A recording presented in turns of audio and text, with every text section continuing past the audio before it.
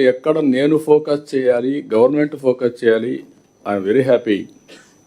మిత్రులు పవన్ కళ్యాణ్ గారు కూడా ఆయన డిఫరెంట్ ఫీల్డ్లో నుంచి వచ్చిన స్ట్రగుల్ అవుతున్నాడు బ్రహ్మాండంగా. నేను చూస్తే ఒక ఎగ్జాంపుల్ చెప్తున్నాను మీకు. మేము ఉద్యోగాలు ఇచ్చాం.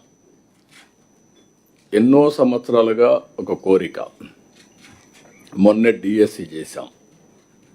ఎన్ని పిటిషన్లు రావాలనో అన్ని కంప్లైంట్స్ వచ్చి, రిట్లు వచ్చి, హైకోర్టు నుంచి సుప్రీంకోర్టు వరకు వస్తే 31 కేసులు ఫినిష్ చేసి నిన్న వాళ్ళకందరికి ఉద్యోగాలు ఇస్తే ఎంత హ్యాపీగా ఫీల్ అయ్యారంటే హిస్టారికల్ మీటింగ్ అనిపించింది. అంత మునుపు డిఎస్సి పెట్టాం. దానికి ఇదే అన్ని రిట్లేసి గందరగోళం చేస్తే అన్నీ కూడా క్లియర్ చేయించాం.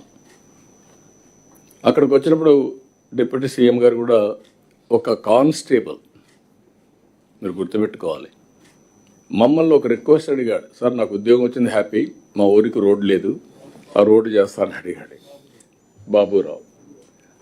నేను డిప్యూటీ సీఎం గారు అక్కడే ఉన్నారు కాబట్టి పంచాయతీరాజ్ డిపార్ట్మెంట్ వారిదే కాబట్టి నేను చెప్పాను. వారు అక్కడి నుంచి డిపార్ట్మెంట్కి మెసేజ్ ఇచ్చి దానికి 3.9 crores కాస్ట్ అవుతుందని చెప్పి ఎస్టిమేట్స్ తీసుకొచ్చి మీటింగ్లోనే అనౌన్స్ చేశాం. That is the response. మీరు గుర్తుపెట్టుకోవాలి, బాధ్యత కలిగిన ప్రభుత్వం అంటే మీకుండే అధికారాలని దుర్వినియోగం చేయడం కాదు, సద్వినియోగం చేయడం. ఇలాంటి ప్రతి ఒక్కరిలో ఒక ప్రోయాక్టివ్ గవర్నెన్స్. ఈరోజు ఊరికే పెట్టుబడులు రాలేదు, మీరు గుర్తుపెట్టుకోవాలి. ఎప్పుడో ఒక విత్తనం వేశారు